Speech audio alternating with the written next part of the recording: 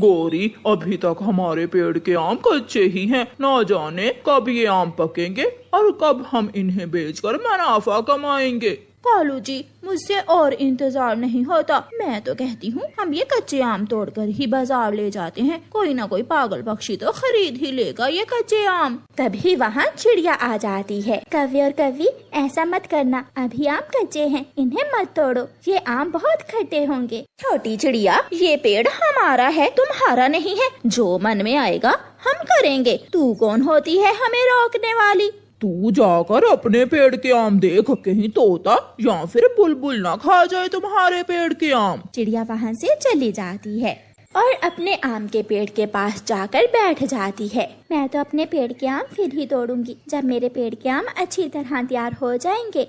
कवि और कौवा अपने पेड़ से कच्चे आम ही तोड़कर मंडी ले जाते हैं।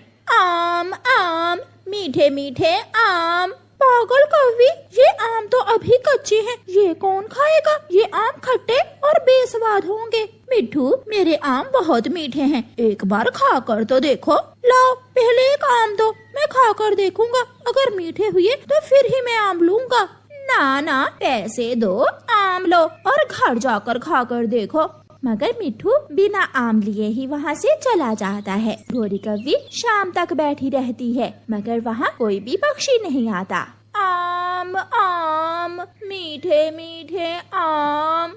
गौरी शाम तक आवाज लगा लगा कर थक जाती है। फिर शाम के एक चील वहाँ आती है। कवि, ये आम खाने के तो नहीं है। हाँ, मगर मुझे आम का अचार बनाना है। अगर 100 रुपए में सारे आम देती हो तो मैं ले जाती हूँ। चील दी, थोड़ा और बढ़ा दो। अच्छा लो, 200 में ले लो। ना भी, मैं तो चली, मैं तो 100 ही दूंगी। अगर ये चील भी चली गई तो कल फिर मुझे सुबह से शाम तक इन कच्चे आमों के लिए आवाज लगानी होगी। गौरी ऐसे सोचती है और चील से कहती है, अच्छा अच्छा ठीक है, लाओ 100।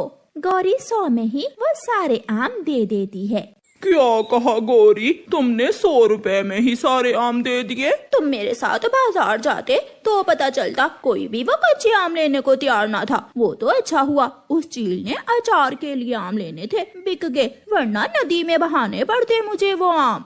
ऐसे ही कुछ दिन गुजर जाते हैं और कुछ दिनों के बाद चिड़िया के आम अच्छी तरह पक जाते हैं। अब मेरे आम पक गए हैं, आज मैं ये आम तोड़कर मंडी ले जाती हूँ। चिड़िया अपने पेड़ से आम तोड़कर मंडी ले जाती है और चिड़िया के आम कुछ ही देर में बिक जाते हैं और चिड़िया को अच्छा मुनाफा होता है। चिड़िया चिड़िया, तुम्हारे आम कितने में बिके हैं? गौरी, मेरे आम पके हुए थे और मीठे भी, इसलिए मेरे आम पूरे 500 में बिके हैं। 500 का सुनकर गौरी की आंखें खुली की खुली रह जाती हैं। घर जाकर गौरी कालू को बताती है, कालू, चिड़िया के आम पूरे 500 में बिके हैं। गौरी, अब हम अपनी अंगूर की बेल से जो अंगूर तोड़ेंगे वो चिड़िया से महंगे दामों बेचकर हिसाब बराबर कर लेंगे। लालची कौवे कहाँ इंतजार करने वाले थे। कालू जी, अभी तक अंगूर कच्चे के कच्चे हैं, आखिर कब ये अंगूर पकेंगे? चिड़िया, जिसका खेत साथ ही था, वो अपनी अंगूर की बेल को पानी दे रही थी। वो गौरी कौवे की बात सुनकर वहाँ आ जाती है। गौरी कौवे और कालू कौवे, अभी अपनी अंगूर की बेल को पानी दो, अभी अंगूर पकने में कुछ दिन बाकी हैं, कहीं आमों की तरह अंगूर भी कच्चे ही ना तोड़ लेना। कौवा और कौवी हर दिन आकर अपनी बेल को देखते, अंगूर कच्चे थे। कौवा और कौवी बेल को पानी भी न देते और वहाँ बेल के साथ टेक लगाकर सो जाते। चिड़िया मेहनत से अपने अंगूरों की बेल को पानी देती थी, इसलिए चिड़िया की अंगूरों की बेल पर लगे हुए अंगूर पककर सुनहरी हो जाते हैं। मेरे अंगूर तो गए पक, इसलिए आज मैं अपनी बेल से अंगूर तोड़ लेती हूँ।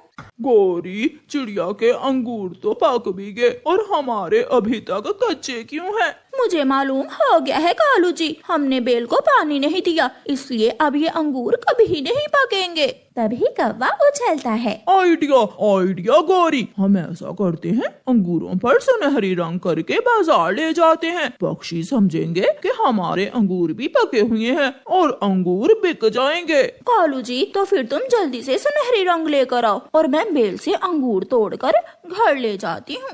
फिर वो ऐसा ही करते हैं। कालू कालू कुंडी लगा लो और खिड़की भी बंद कर दो। फिर कालू कौवा अपने कच्चे अंगूरों पर सुनहरी रंग करने लगता है। कालू कालू जी, ये अंगूर तो चिड़िया के अंगूरों से भी अच्छे दिख रहे हैं। अब हमें भी चिड़िया की तरह मुनाफा होगा। कौवा और कौवी सुनहरी रंग करने के बाद अंगूर बाजार ले जाते हैं। कौवे और कौवी, मैं तो चली, मेरे तो सारे अंगूर बिक गए हैं। छोटी चिड़िया, तुम देखना, हमारे अंगूर तुमसे ज्यादा पैसों में बिकेंगे। अंगूर अंगूर, मीठे मीठे स्वादिष्ट अंगूर। माही चील वहाँ आती है। क्या बात है, अंगूर तो सोने की तरह सुनहरी हैं, अच्छे से पके हैं। चाची चील, जो एक बार हमारे अंगूर खाएगा बार बार आएगा। तभी वहाँ तोता आ जाता है। चील दी, मुझे पके हुए फल की खुशबू दूर से ही आ जाती है। ये अंगूर कच्चे हैं, तुम ये अंगूर न लेना। मिट्ठू, मैं तेरी चोंच तोड़ दूंगी। चलो चलो भागे यहाँ से, बड़ा आया। तोते रुको, मैं एक अंगूर खा कर देखती हूँ, फिर तुम्हें बताती हूँ कि तुम झूठ बोल रहे हो या सच्चे हो। मैं फल की खुशबू से फल पहचान लेता हूँ, फल पका हुआ है या कच्चा। गोरी भाग, ये तोते का बच्चा मरवा देगा आज। भाग गोरी। छी, ये अंगूर तो बहुत खट्टे हैं। 2 नंबर कौवो, तुम धोखा दे रहे हो, वो भी मुझे, माही चील को। कौवा तो पहले ही वहाँ से भाग जाता है, मगर गोरी माही चील के काबू आ जाती है। माही चील मार मार कर गोरी को उल्लू बना देती है। चाची चील माफ कर दो, चाची चील माफ कर दो, मेरी पूंछ टूट जाएगी। चील गोरी को छोड़ देती है। तुझे तो मैं देख लूंगी, मोटी चोंच वाले गंदे तोते। चील चाची, ये गोरी मुझे धमका रही है, तू जाती है या? मगर गोरी वहाँ से भाग जाती है। बूढ़ी चील अपनी टोकरी सर पर रखती है और जंगल में निकल जाती है। चूड़ियाँ लो चूड़ियाँ, रंग बिरंगी सतरंगी चूड़ियाँ लो। वो जंगल में आवाज लगा लगा कर चूड़ियाँ बेच रही थी। चिड़िया, वो देखो चील चूड़ियाँ बेच रही है, चलो चील से चूड़ियाँ लेने जाते हैं। लूसी, वो बूढ़ी है मगर है तो एक चील, मुझे उस पर विश्वास नहीं है। हमें ना तो उसके पास जाना चाहिए और ना ही उसे संबंध बनाने में हमारा कोई फायदा है। चूड़ियाँ तो मेरी भी टूट गई हैं, मैं बूढ़ी चील से ही चूड़ियाँ ले लेती हूँ। गौरी कवि चील को रोकती है और अपने घर के सामने बैठकर चील से चूड़ियों का पूछती है। चील चाची, इन चूड़ियों के रंग तो पक्के हैं ना? बहुत पक्के हैं इन चूड़ियों के रंग, तुम ये चूड़ियाँ रख लो और पैसे बाद में दे देना, तब तक तुम्हें चूड़ियों के रंग के बारे में भी पता चल जाएगा। ये तो खुद ही मुझे चूड़ियाँ उधार दे रही है, मैं माँ के लिए भी ले लेती हूँ। अच्छा ठीक है, 1 दर्जन हरे रंग की और 1 दर्जन लाल चूड़ियाँ मेरी माँ के लिए दे दो। चील गोरी कवि को 2 दर्जन चूड़ियाँ दे देती है। मैं 4-5 दिनों में पैसे दे दूंगी तुम्हें। किसी ने मांगे हैं पैसे तुमसे, जब हुए आसानी से दे देना, आखिर चाची हूँ मैं तुम्हारी। चील चूड़ियाँ देकर चली जाती है। वो अपनी गुफा में चली जाती है। ये भी दिन आने थे, मुझे एक पक्षी को खाने के लिए जंगल जाकर चूड़ियाँ बेचनी पड़ रही हैं। ये बुढ़ापा भी किसी काम का नहीं छोड़ता। गौरी, तुम कल उस बूढ़ी चील के पास क्यों बैठी हुई थी? मैं उससे चूड़ियाँ ले रही थी। चिड़िया पता है, वो मुझे बिना पैसों के ही उधार चूड़ियाँ दे गई है। उसे जरूर कोई दूसरा लालच होगा तुमसे। क्या मतलब? वो खाना चाहती है मुझे। क्या पता है, वो तुमसे छोटे मोटे संबंध बनाकर तुम्हें खाना ही चाहती हो। वो बूढ़ी चील मुझे क्या खाएगी, तुम मेरी चिंता न करो। अगर तुम्हें अच्छा नहीं लगता तो दूर ही रहो उस चील से। आज चाय पीने को बहुत दिल कर रहा है, यहाँ से गुजर रही थी, सोचा अपनी भतीजी गोरी से जाकर 1 कप चाय ही पी लेती हूँ। चील चाची, जितनी चाहो चाय मिलेगी, मैं अभी दूध लेकर आती हूँ, तुम मेरे घर में बैठो। गौरी कबूतर चाचा की दुकान से दूध लेने चली जाती है। कोई मेहमान आ गया है क्या घर में? हाँ, वो है ना मेरी चाची चील, वो आई है। चील के साथ बैठकर चाय पीना ठीक नहीं। पैसे लो और दूध दो, जिसे देखो मुझे भाषण देने लग जाता है। अकेली ही रहती है ये कवि, इसे तो मैं यहाँ भी खा सकती हूँ, मगर मैं ऐसा नहीं करूँगी। बूढ़ी हूँ, अगर पकड़ी गई तो जान से जाऊंगी। गौरी दूध ले आती है और चील चाची चाय पी लेती है। अच्छा ठीक है बेटी, अब मैं जाती हूँ। मुझे शाम को मीठा हलवा बनाकर गरीबों में बांटना है। आप कितनी अच्छी हो चील चाची, और ये पक्षी ऐसे ही आपको गलत कहते हैं। गोरी भतीजी, क्या तुम्हारे जंगल में कोई गरीब रहता है? लो, लाइन लगी हुई है यहाँ गरीबों की। तो ठीक है, तुम शाम 5 बजे के करीब मेरी गुफा में आ जाना और मुझसे मीठा हलवा लाकर उन गरीबों में बांट देना। वो तो ठीक है, मगर मगर मगर क्या डरती हो मुझसे? नहीं नहीं, डर कैसा चील चाची।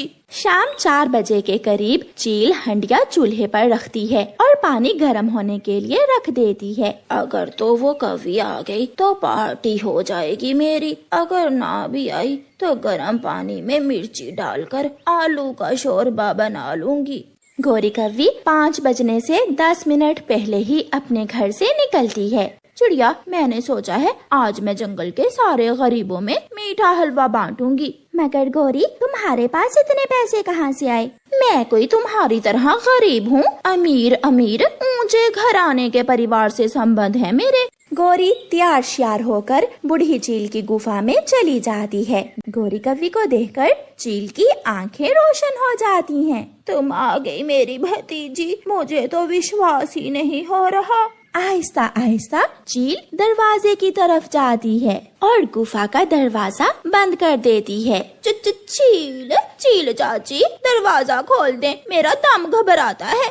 घबराओ ना, बस पानी उबलने ही वाला है। अभी थोड़ी देर बाद मैं तुझे गरम गरम उबलते हुए पानी में फेंकने वाली हूँ, सब ठीक हो जाएगा। ये सुनकर गौरी भागने की कोशिश करती है, मगर चील बूढ़ी तो थी, मगर इतनी भी नहीं कि कव्वी को ना पकड़ सके। चील गौरी कव्वी को पकड़कर गरम गरम पानी में फेंक देती है और उसका शोरबा बनाकर पी लेती है।